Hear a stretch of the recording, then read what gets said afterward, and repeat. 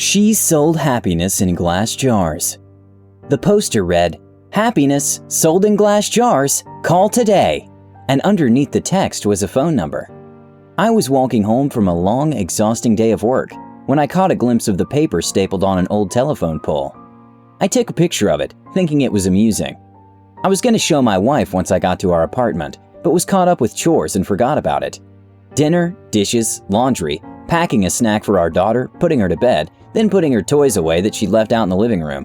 Every night, it was the exact same routine. The next day, I awoke sleeping back to back with my wife. I always had to get up earlier than she did for my job, so I quietly got ready for the day ahead and headed out the door. At work, I was updating the company's latest expense report. Most days were similar to this one. They were basically paying me to stare at a computer for 9 hours a day and input a couple numbers into a spreadsheet. I finished my work very quickly, so I decided to head out of the office early. It also helped that it was a Friday, and a lot of people leave early at the end of the week. On my walk back, I was thinking of what my life had become. I did this often. I always dreamed of traveling when I was younger. I wanted to drive across the country or solo backpack across Europe. Then I met Kelsey. Don't get me wrong, I loved Kelsey. I still do. We just don't have that spark anymore. When you meet someone and get in a relationship, whether it's meant to be or not, some of your personal life plans have to be put on hold. And then that relationship turns to marriage, and then you have a baby, then you have to enroll your daughter in a preschool, then you have to get a better paying job and work more hours and blah blah blah. I'm not trying to throw a pity party for myself. I'm just saying I wasn't exactly content with where I was in my life. I wouldn't have referred to myself as a happy person. As I took the same route home that I did every day to work and back, I walked by the same poster I had passed the day before. I don't know why, I really don't, but I decided to call the number. I figured it would be some joke. Maybe someone just picks up and says, "I love you" on the other end and hangs up. Or maybe it's a line to a sex worker. I had no idea what to expect. I called. It only rang once before someone picked up. "Hello," a woman said. Hi, I'm calling about your poster, your ad." "Oh, awesome," she said calmly. "When do you want to pick it up?" "Pick what up?" "The jar," she said, like it was the most obvious thing in the world. "Oh, of course, I realized then that I had left work early without telling Kelsey, so I could just go pick it up now and she'd be none the wiser. "What exactly is it that you're selling?" "I just told you. It's happiness in a glass jar. Like the poster said, happiness keeps best in glass jars. They're more durable than, say, a plastic bag." Okay. Should we meet somewhere?" "For sure. I don't want you to end up being a creep or something, so let's go to a public place." The public place we decided on was a Starbucks parking lot a little over a mile from me. Now, I didn't think I was really going to be buying a jar of happiness or whatever. I was 99% sure she was going to sell me drugs. Perhaps some heroin as a metaphor of happiness in the jar. I remember thinking, oh no, happiness is probably a nickname for some street drug and I'm going to a drug deal. What if she's a cop? Am I going to be arrested? But something inside me told me to keep walking, and so I did. I stood outside and texted her. "Me, I'm here." Her, "Cool, be there in a sec." Me, "What are you driving?" Her, "Silver Camry." And as her final text came through, I saw her car pull in. She took a spot not too far from where I stood. I could see there was no one else in the car, which put my kidnapping fear to rest. She opened her door and stood on the pavement, looking around until her eyes met mine. I gave her a little nod of acknowledgement. She simply responded by waving her hand, gesturing for me to come over to her car, so I did. She was young, maybe mid-20s, with curly golden hair. Her skin was pale and contrasted with the all-black outfit she was wearing. I thought she looked like Glinda the Good Witch from The Wizard of Oz had put on the Wicked Witch's clothes. "Nice day out," she said as a greeting. "Oh yeah, it is. Hadn't really paid attention to it." "You were the one that called about the jar, right?" "Yeah, that was me." "Cool, well, here you go." She handed me a very small glass mason jar.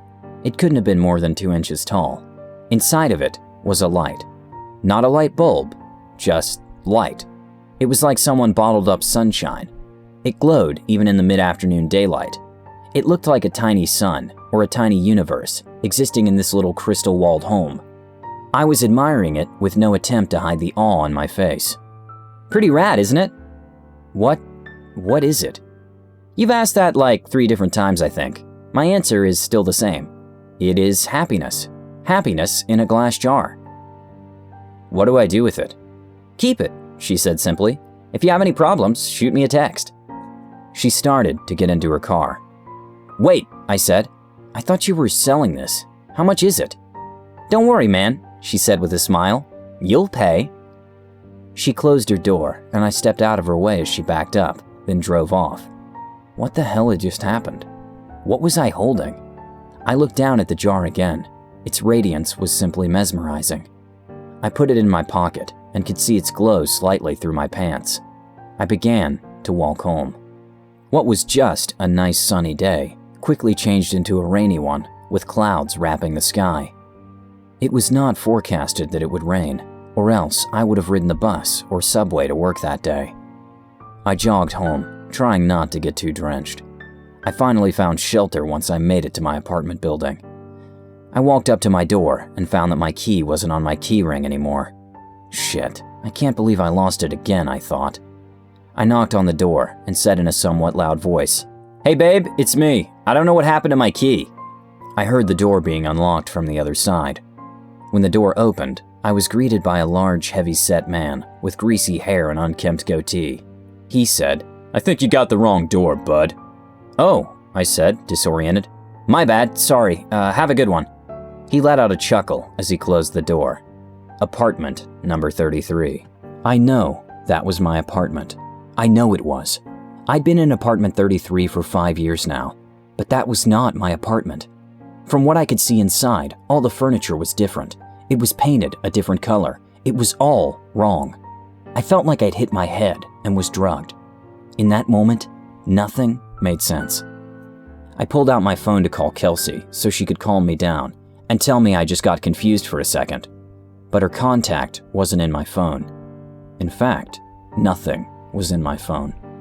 I had no messages with her, no previous calls, no pictures. It was like my phone reset to its factory settings. Did that girl somehow switch my phone out when I wasn't looking? I would have just dialed Kelsey's number manually, but I couldn't quite remember it. I had known it by heart before, but not anymore. I needed to get back to the office. I had all my contacts backed up on my work computer. Since it was still raining, I hopped on the bus, which had to stop right in front of the apartment complex. I rode downtown toward my office, the whole time staring at my wet shoes, wondering what the hell was going on. We have a keycard access to our building, so only authorized personnel can get inside. I always keep my access card in my wallet, always. But surprise, surprise, it wasn't there. I buzzed into the speaker we had for guests with appointments, or employees as a backup, in case anyone lost or forgot their card. Bzzz. Hey, this is Tim. I must have lost my card. My employee number is... I stopped as I drew a blank. A voice came through the speaker. Tim? You got cut out. What's your employee number? I can't remember. That's fine. Just tell me your full name and department. Finance. I'm in finance. My full name is Tim Brooks. One sec. About 30 seconds later, the man spoke to me again. We don't have a Tim Brooks working in this building. Did you have an appointment with someone? I backed up in surprise, almost tripping on my own feet. I had just been in that office an hour or two ago. What was happening to me? I felt like I was getting Alzheimer's, but was going through every stage in one day. I stared at my hands, unsure if I was in the right body. I felt like the world around me was disintegrating. I wasn't in control. I was merely sitting inside somebody else's head, watching the world through their eyes. Just then, I got a text. I recognized the number immediately. It was that girl, the one who gave me the jar. I had forgotten all about it until I saw her text. Her. Hey, how's it going? I looked at my phone, dumbfounded. It made me angry she was so nonchalant about this. She knew what was going on. She had done this somehow. Me. What the hell did you do to me? Her. The worst is yet to come. I was astronomically close to just chucking my phone as far as I could in frustration. I took the jar out of my pocket. It looked unchanged, still glowing just as bright. "What the fuck did you do?" I yelled at the jar, realizing I probably looked like a lunatic. As I stared at its glistening glass, I realized something. I didn't know what my wife's face looked like anymore. I knew her name. Well, I know it started with a K, or maybe a C.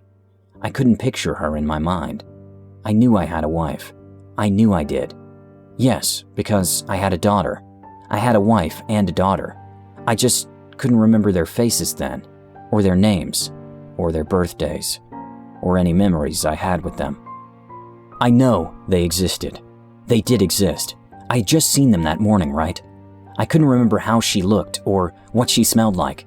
What was our first date? We had a wedding, right? What about our first kiss? Or my daughter? Or was it my son? Maybe I didn't even have a kid. But my wife or girlfriend, she was real. I knew she was. The thought was tearing me apart. I couldn't see her in my head. I couldn't recall a single fact about her. I was standing outside of the same building, but I was unsure why I was. Did I work there? I must work somewhere. The rain was accompanied by a chilly wind now. It was whipping at my face, making my nose and cheeks sting. I wanted to go home. I wanted to be with her. I wanted to be warm. I wanted to go into a shitty office job that kept a roof over my head. I wanted it all. I was soaking wet. I was miserable. I couldn't remember my parents or my childhood. Did I even have any friends? Why was I in the rain? I looked down at my hand. I was still clutching the jar. The only memory of my entire life I could concretely remember was that girl giving it to me, telling me it was happiness. It did not bring happiness. It brought pain. It brought suffering. I was more miserable in that moment than I'd ever been. My phone buzzed. "Break the jar, Tim." I looked at my other hand. With the setting sun and the rainy sky, I swear the jar glowed brighter than any streetlight near me. I didn't break it because I was following her instructions. I broke it because I was angry. I broke it because I was upset. I needed a release. I raised my arm above my head and brought it down with one swift motion, shattering the jar on the concrete beneath my feet. That dark, chilly air accompanying the rain spread away like it was the shockwave of a bomb going off, and I was at the epicenter. I saw the warm yellow light from inside the jar spread rapidly across the ground and ascend into the sky. It was as if I was watching the beginnings of the universe being created, like God had just snapped his fingers and said, "Let there be light." I was engulfed in it. I could no longer see street or rain or anything dark. I felt like I was plummeting into a star going faster than the speed of light. It felt like sitting in front of a fire on a cold winter's night, but that warmth was covering every inch of my body. And then I blinked.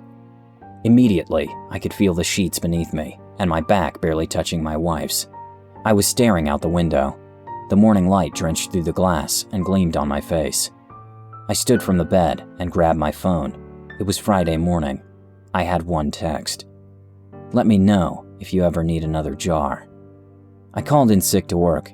I snuck into my daughter's room and greeted her with a kiss and told her she didn't have to go to preschool today. We were going to have a family day. She smiled and stretched out her arms with a yawn before curling up and falling back to sleep. I got back in bed and squeezed my wife tightly. I didn't let go for hours. Our daughter came into our room and woke us up eventually. She was jumping on the bed and shouting for us to wake up. Yesterday, I may have found that annoying. Yesterday, I may have found a lot of things annoying, or monotonous, or dull. But not today. Today, I pulled her under the covers in between me and Kelsey. Today was going to be a good day. Today, I was happy.